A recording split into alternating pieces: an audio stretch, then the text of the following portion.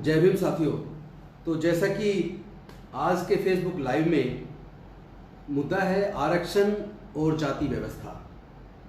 आपने Facebook live का मेरा ऐड देखा होगा, पोस्टर देखा होगा। उसमें सारे तथ्यों को परखने के बाद हम इस नतीजे को पहुँचे, जो चारों तरफ से एक डिमांड भी है और लॉ लीगल पोजीशन देख के और पूरे समाज की ऐतिहासिक पृष्ठभूमि को पढ़ने के बाद हम पाते हैं कि आरक्षण तब तक, जाति जब तक। तो जब तक जाति रहेगी तब तक आरक्षण रहेगा। आइए तो इस मुद्दे पर थोड़ी सी विवेचना की जाए कि इस निष्कर्ष पर पहुंचने के लिए ऐसे कौन से तथ्य थे जिनको हम लोगों ने परखा, जांचा, और उसके बाद हम लोग कुछ देर बात करेंगे आरक्षण और जाति पर, और उसके बाद जो सवाल हमारे दर्शक आज फेसबुक लाइव से जो जुड़े हैं वो जो सवाल पूछेंगे उनके हम लोग जवाब देंगे। तो शुरुआत करते हैं कि आरक्षण का अधिकार क्या है। तो मैं समझता हूं कि जब हम अपने देश के इतिहास को पढ़ते हैं, वैदिक काल से लेकर अब तक, तो हम पाते हैं कि वेदों के आधार पे, पुराण के आधार पे, मनुस्मृति के आधार पे जो समाज को चार भागों में बांटकर और उसके बाद जो शूद्र और अतिशूद्र बनाकर एक बहुत बड़े वर्ग को, जिसकी जनसंख्या लगभग 80% है, उसको जातिगत आधार पर पढ़ने लिखने से वंचित रखा, जातिगत आधार पर उसको जमीन जायदाद से, प्रॉपर्टी से वंचित रखा, और जातिगत आधार पर ही उसको व्यापार करने से भी वंचित रखा, जिसकी वजह से हजारों साल की गुलामी की वजह से हजारों साल तक पढ़ने लिखने पर, व्यापार पर, पूंजी पर प्रतिबंध लगने की वजह से 80% लोग देश के इतने ज़्यादा पिछड़ गए कि जब भारत के देश की आज़ादी की शुरुआत, चर्चा शुरू हुई, जब भारत में साइमन कमीशन आया और उसके सामने विभिन्न जाति धर्म के लोगों ने अपने अपने समाज की पृष्ठभूमि को रखा, और उसके बाद राउंड टेबल कॉन्फ्रेंसेस के माध्यम से सभी ने अपने अपने समाज के हक और अधिकार की बात की, जिसकी वजह से एक कम्युनल अवार्ड हमारे लोगों को बाबा साहेब के अथक प्रयास से मिला। और उसके बाद कम्युनल अवार्ड के खिलाफ गांधी जी अनशन पर बैठ गए, और एक समय ऐसा आया कि उनकी स्थिति बहुत बिगड़ती चली गई। उधर डॉक्टर बाबा साहेब अम्बेडकर पर लगातार यह दबाव बढ़ता चला गया कि अगर गांधी जी की जान चली गई तो आपके पूरे समाज को जड़मूल खत्म कर दिया जाएगा, सबकी हत्या कर दी जाएगी। दबाव इस हद तक बन गया कि अपने समाज के हक और अधिकार की वो लड़ाई, जिसमें डॉक्टर बाबा साहेब अम्बेडकर ने पूरे समाज के लिए पृथक निर्वाचन मांगने की बात की थी, और जिसको बड़े लंबे पर्सुएशन के बाद, राउंड टेबल कॉन्फ्रेंस 1, 2 और 3 के बाद इंग्लैंड की सरकार ने स्वीकार कर लिया था, जिसकी वजह से कम्युनल अवार्ड मिला। और उस कम्युनल अवार्ड के माध्यम से विभिन्न जाति धर्म के लोगों को अलग अलग प्रकार के अधिकार मिलने थे, जिसमें हमें पृथक निर्वाचन क्षेत्र मिलने की बात लगभग तय हो गई थी, जिसके खिलाफ गांधी जी अनशन पर बैठे थे। और अल्टीमेटली जब उनकी स्थिति बिल्कुल खतरनाक हो गई और बाबा साहब पर लगातार दबाव बढ़ते चला गया, इस हद तक बढ़ गया कि अगर गांधी जी मर गए तो पूरे समाज को खत्म कर दिया जाएगा। अल्टीमेटली डॉक्टर बाबा साहब अम्बेडकर के दबाव में बड़े दुखी मन से ये समझौता करना पड़ा, जो 24 सितंबर 1932 को हुआ, जिसको हम पूना पैक्ट के नाम से इतिहास में जानते हैं। लेकिन साथियों, उसके बाद जब भारत आज़ाद हुआ, भारत का संविधान मिला, संविधान के माध्यम से सबको पढ़ने लिखने का अधिकार, सरकारी नौकरियों में आगे आने का अधिकार, शिक्षण संस्थानों में रिजर्वेशन, और जो भारत की संसद है, लोकसभा, राज्यसभा, और उसके साथ साथ जो लेजिस्लेटिव असेंबलीज हैं, उसके अंदर रिजर्वेशन मिला। लेकिन अभी रिजर्वेशन मिले हुए 70 साल भी नहीं हुए। 70 साल तो छोड़िए, जब रिजर्वेशन मिले हुए केवल लगभग 40 साल हुए थे, तभी से लगातार एक के बाद एक हमारे इस आरक्षण पर हमला होना शुरू हो गया था। उसके बाद कई जजमेंट्स आए, कुछ जजमेंट रिजर्वेशन के खिलाफ आए, जैसे Indira Sahni versus union of India ने एक तरफ ओबीसी को रिजर्वेशन तो दिया, लेकिन साथ ही साथ SC ST के रिजर्वेशन पे हमला भी कर दिया।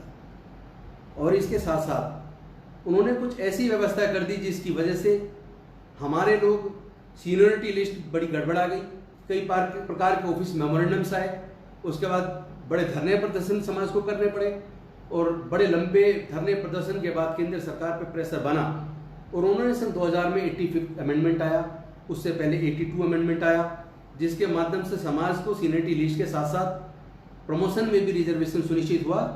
लेकिन उसके बाद समय समय पर वो चैलेंज होता चला गया। कई एम नागराज जजमेंट आता है, जर्नल सिंह जजमेंट आता है, और उसके बाद जो अभी जो उत्तराखंड वाला जजमेंट आया, से लगातार रिजर्वेशन को डाइल्यूट करने की कोशिश की गई। लेकिन इससे पहले मैं आता हूं कि रिजर्वेशन बेसिकली है कितने प्रकार का। रिजर्वेशन मैं समझता हूं 2 प्रकार का है। एक रिजर्वेशन जो धर्म के आधार पर, शास्त्रों के द्वारा, वेद के द्वारा कुछ पर्टिकुलर जातियों को मिला, जैसे पढ़ाने का काम, पूजा पाठ का काम, वो सारा का सारा पर्टिकुलर एक जाति को मिल गया। दूसरी तरफ सेना के अंदर, सत्ता के अंदर, देश का शासन किसके हाथ में रहे, वो अधिकार कुछ पर्टिकुलर जातियों को मिल गया। और दूसरी तरफ व्यापार करने का अधिकार भी कुछ पर्टिकुलर जाति को मिल गया। देश की भूमि भी कुछ पर्टिकुलर जातियों के हाथ में आ गई। तो जो देश के लगभग 80% लोग हैं, उनके पास धर्म के आधार पर, वेदों के आधार पर, स्मृतियों के आधार पर, मनुस्मृतियों के आधार पर पढ़ने लिखने से भी वंचित, ज्ञान से वंचित, धन संपत्ति से वंचित, व्यापार से वंचित, भूमि से वंचित, लगभग सभी प्रकार से के अधिकारों से वंचित हो गए। तो जिसकी वजह से स्थिति इतनी भयावह हो गई कि हमारे लोग लगातार पिछड़ते चले गए, इस हद तक पिछड़ गए, और उनके साथ एक प्रकार के नहीं, नाना प्रकार के जुल्म हुए। यहाँ तक कि त्रावणकोर की एक घटना आपने देखी होगी। वहाँ हमारे समाज की स्त्रियों को अपने स्तन ढकने पर टैक्स देना होता था। उस टैक्स की व्यवस्था को खत्म करने के लिए हमारे समाज की एक बेटी ने अपने स्तन काट के टैक्स के रूप में उस वक्त के राजा को दिए, तब जाके ये प्रथा खत्म हुई।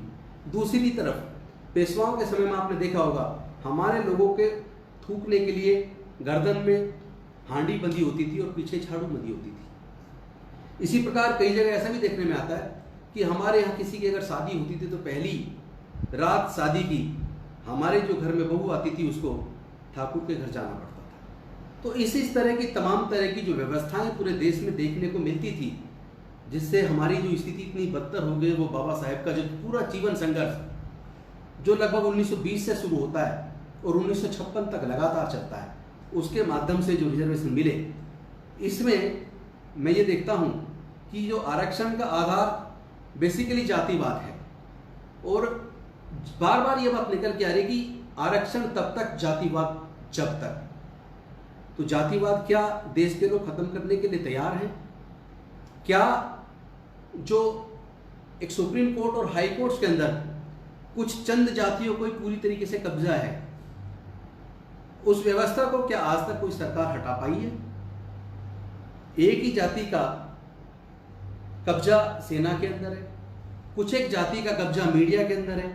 तो अगर देखा जाए तो चंद जातियों का पूरे देश की सभी संस्थानों पर, सभी व्यापार पर, सभी इंडस्ट्रीज पर, सभी बड़े प्राइवेट हॉस्पिटल्स पर, प्राइवेट कॉलेजेस पर, सभी जगह कुछ चंद जातियों का कब्जा है।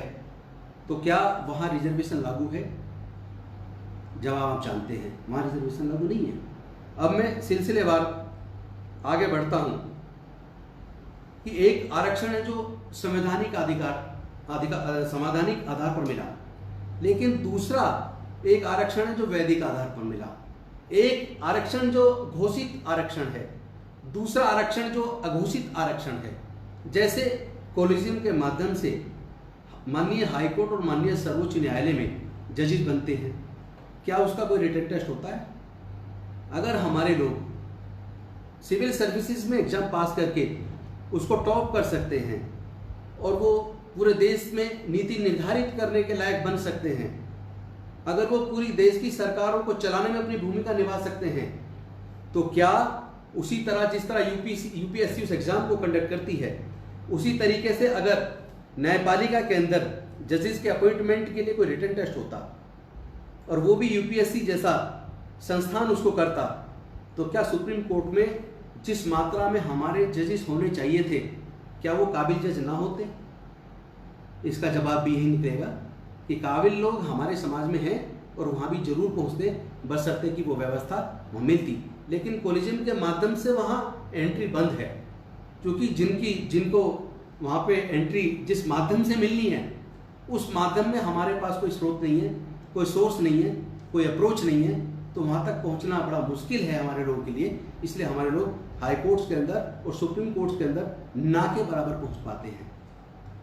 अब मैं आता हूँ, जो बड़े बड़े कॉन्वेंट स्कूल हैं, पब्लिक स्कूल्स हैं, बड़े बड़े प्राइवेट कॉलेजेस हैं, engineering college, medical college, management colleges, जहाँ कैपिटेशन फी के द्वारा, जहाँ मैनेजमेंट कोटे के तहत या एनआरआई कोटे के तहत जिनके पास पैसा है वो लोग पैसे के दम पे एंट्री कर जाते हैं। लेकिन जिसके पास पैसा नहीं है, हमारे लोगों के पास तो 99% के पास कोई पैसा नहीं है, वो तो पैसे देके एक सीट अपने लिए रिजर्व नहीं करा सकते। तो ऐसे जो private engineering college, medical college, management colleges हैं, वहाँ तो हमारे लोग एंट्री नहीं कर पा रहे हैं। लेकिन वहाँ से जो MBBS MD करके मैनेजमेंट कोर्सेज करके जो बच्चे निकल रहे हैं, उनके मेरिट पे आप क्या कहेंगे?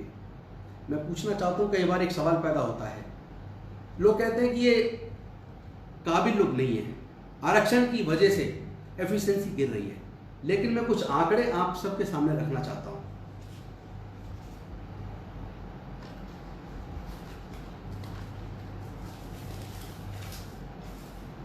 दोस्तों, भारत में 91% जमीन केवल सवर्णों के पास है और 9% जमीन अनुसूचित जाति, जनजाति, अति पिछड़े वर्ग के पास है।